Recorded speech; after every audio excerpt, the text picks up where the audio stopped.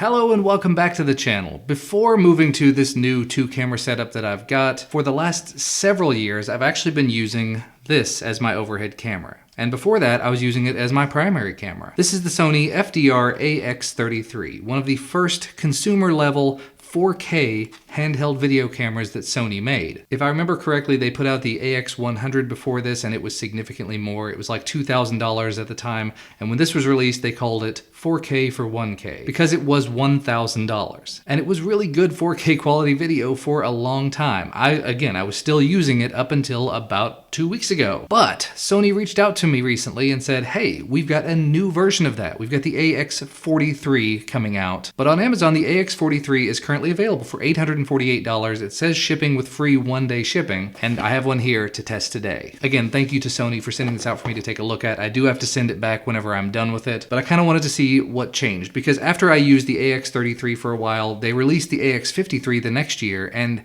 I didn't see enough of a difference to warrant the upgrade. This guy is still available, the AX33. You can still purchase for like $700, but it's $850 to upgrade to the AX43. So I figured let's open it up, let's take a look at it, compare the footage out of both of them. That way, if you happen to be in the market for a 4K camcorder instead of one of these mirrorless cameras, because there are still a lot of really nice things about having a camcorder that you can use. Anyway, let's jump into the box. Before we open it, however, let's take a look at some of the things that might have changed. 16.6 megapixels, 30x 4K clear image zoom, 40x in HD. And looking at the AX33, it actually says 15x on it, so for some reason I thought that it was 20. Apparently it is only 15, so this is going to have significantly longer zoom range. A 26.8mm wide angle lens. I'm pretty sure that the 33 is like a 29 or 30mm lens. Full HD, 120 frames per second. I normally don't do a whole lot of slow-mo, but it's still nice to have that as an option. Time-lapse captures built in, and there's all of your other features. It has a Zeiss lens, Exmor R CMOS sensor, Wi-Fi, and NFC, all those things you may or may not use. Let's dive into the box. Lots and lots of documentation in various languages, a bundle of cables for power as well as data and video. There is the battery, an NP-FV70A, and the comparison to the previous model. The previous was the NP-FV70, and it looks like the previous one was 1960 milliamp hours, the new one is 1900, but the new one appears to be just a little bit larger, so less capacity and a larger space. Okay. And finally, the camcorder. You can immediately see here on the side, 30x clear image zoom. There's your NFC tag. Swipe this open, that's where your microphone port and your micro USB is gonna be. On the back, you have the DC in. This is where you'll plug it in to power it and or charge the battery. Your start and stop recording button, a power charging LED. This is where the battery will go. We'll go ahead and just stick it in there so you can see. Kind of slides in just like that. Then there's a button down here at the bottom to hold it in place. Just push that and it clips right out.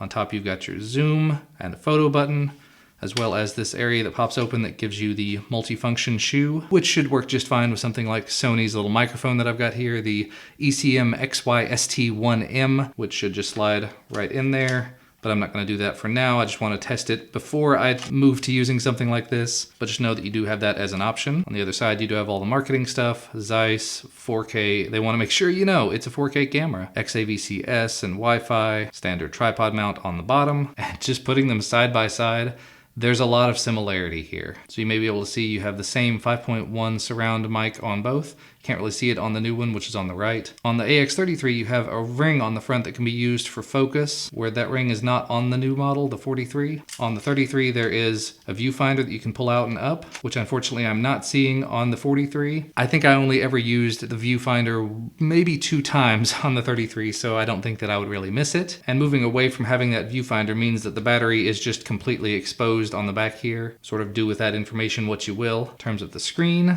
flip that out.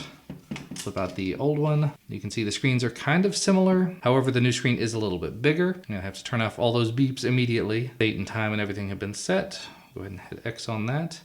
And it looks like the battery is unfortunately about dead, so I'm gonna have to charge it. But I should be able to just plug this in and continue working. That was always one of the biggest benefits, in my opinion, to working with camcorders like this. And the plug works a little bit differently on the newer model. But you see, as soon as I did that, it stopped showing the battery in the corner, so hopefully it is charging the battery at this point. The screen does tend to keep changing. If I tap on this though, XAVC S4K, gotta get into the menu and turn that off. I'm not a fan of the beep. Beep. Off. There we go. And the screen has a slightly different feel to it. It's a little more glassy. Other camera went ahead and turned off, so we'll just put it out of the way for now. But with this one, you can change the video recording quality right here on the screen. Got this button, it says dual recording, so you can do sharing and highlights. I'm going to turn that off for right now. There's an autofocus lock on. You can see I'm tapping on the screen and it is finding things to automatically lock onto. If I tap on this, it says steady shot, active, standard, or off. There's also an intelligent active, but it does not work in 4K mode.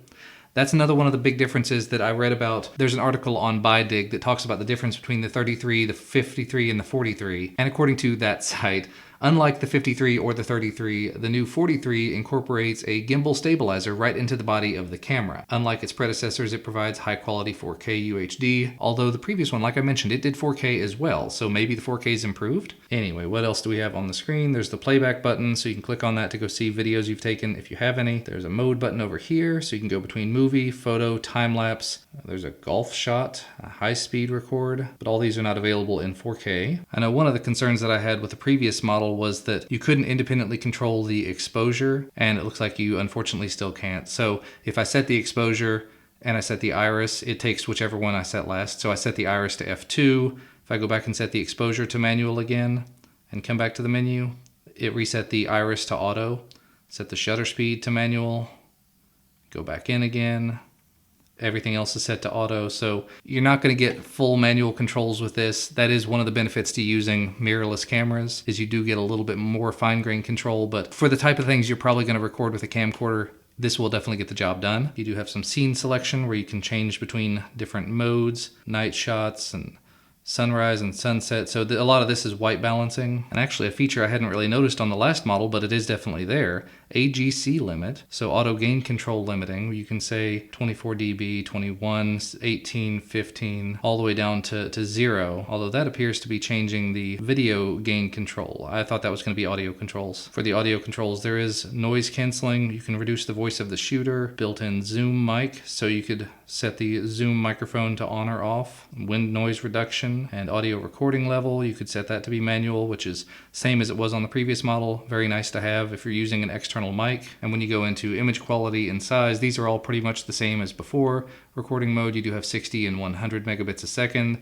Frame rate, you're going to have 30 and 24 in 4K, dual video record and file format. So you can switch over to just XAVC SHD, and that will give you frame rates of 24, 30, and 60. And AVC HD takes quite a little while to change these, which gives you 24, 60p, and 60i. I would tend to just stick with 4K. If you bought this camera, you probably bought it for 4K, unless you wanted to switch over to use something like the high frame rate stuff. There are a few little things here on the side I did forget to mention. When you open this up, this is where your SD card slot is. Open this section, there's the HDMI connection, power button in case you want to turn it on and off while leaving this open, your playback button, and then highlights button. Whereas on the previous model, we could open this up. SD card is a little bit more recessed.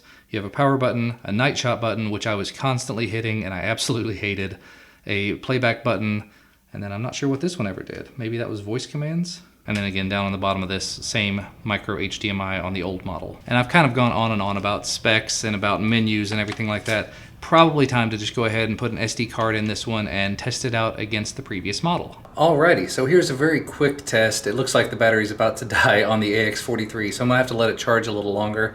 Just looking side by side, the AX33 is definitely a lot more zoomed in. It's a lot closer to my face than the AX43 is. They both appear to be adjusting appropriately. I have both of them set to completely automatic everything. So I'm using the internal audio from both of them. I'm using my studio lighting here, which is very bright. So this is kind of a best case scenario, and you're getting to see a little bit about the background of whatever else is going on in the room here. I've tried to get them, you know, they're side by side on the same mount. So far they both look good.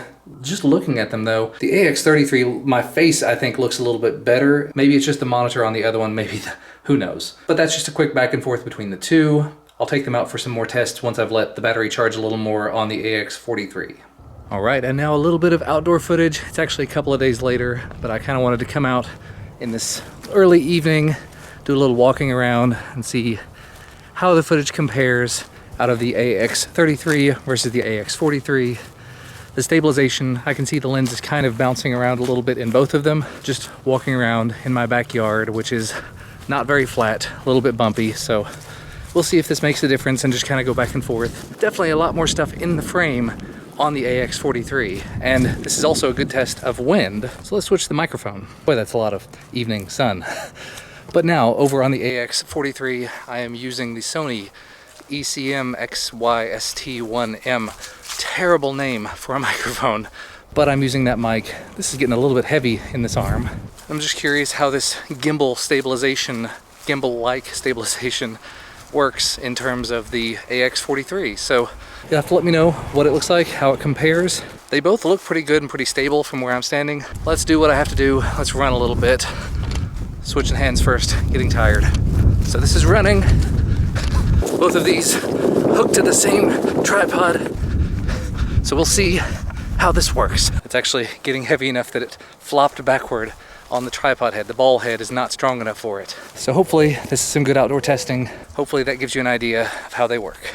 And I figure while we're out here, let's go ahead and do a quick test of the zoom range. And I'm gonna have to aim up just a little bit because as it zooms, it's going to just run into the ground. I just tested that. All right, so here's the zoom range on the AX33. So that is 10 times. And then here's the range on the AX43. So definitely significantly farther. It looks like that was 20x, although I think it's supposed to go to 30. Seems to take a lot less time to zoom on the AX33, so it must be going a lot farther. So there you go. What you see on the AX43 and the AX33, this is the max zoom on them. Same tree, same distance. It's a little bit closer on the 43, definitely. And now, just because I'm completely curious, low light comparison.